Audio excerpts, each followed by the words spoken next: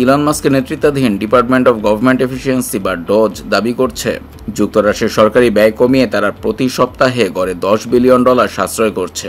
23 April বিবিসিকে মার্কিন president Trump বলেন, আমরা প্রায় $200 বিলিয়ন সাশ্রয়ের কথা বলছি এবং এটা দ্রুত বাড়ছে।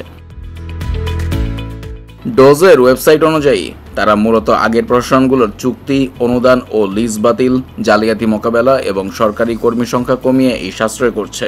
তবে বিবিসি ভেরিফাই বিশ্লেষণ করে দেখেছে, ডজ যে বড় অঙ্কের সাশ্রয় দাবি করছে তার পেছনে অনেক ক্ষেত্রেই উপযুক্ত প্রমাণ নেই।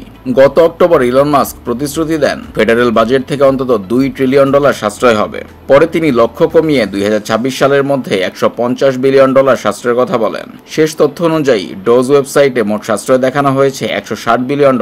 তবে এর কমপক্ষে 60% কোনো নির্দিষ্ট প্রমাণ নেই। ওয়েবসাইটে একটি ভুল হিসাবও ছিল।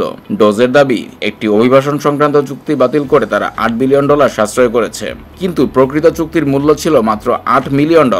ডোজ জানিয়েছে এখন পর্যন্ত তারা মোট সাশ্রয়ের 30% জন্য প্রমাণ প্রকাশ করেছে এবং কিছু তথ্য আইনি কারণে প্রকাশ করা সম্ভব হচ্ছে না। ডোজের সবচেয়ে বড় সাশ্রয় দাবি ছিল $2.9 বিলিয়ন। টেক্সাসের একটি ফ্যাসিলিটি সেন্টারের সঙ্গে চুক্তি বাতিলের মাধ্যমে তা করা হয় বলে দাবি করেছিল মাস্কের বিভাগ। 2023 সালে বাইডেন প্রশাসনের সময় শুরু হওয়া সেই চুক্তির অধীনে 2028 সাল পর্যন্ত 3000 অনাথ অভিবাসী শিশুর জন্য আবাসন সুবিধা দেওয়ার পরিকল্পনা ছিল।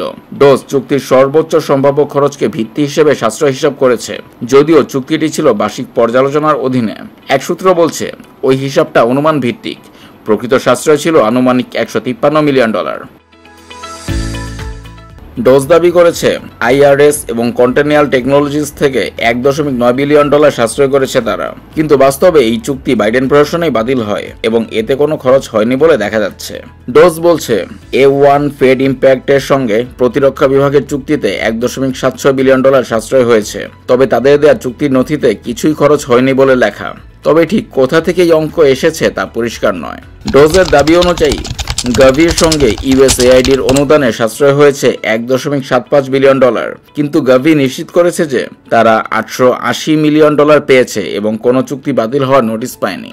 ডোজ হয়তো কিছু খরচ কমিয়েছে, তবে তাদের দাবি করা সবচেয়ে বড় সাশ্রয়গুলো যাচাইযোগ্য নয়। অনেক হিসাবই অনুমান ভিত্তিক এবং নির্ভরযোগ্য তথ্যের অভাব রয়েছে।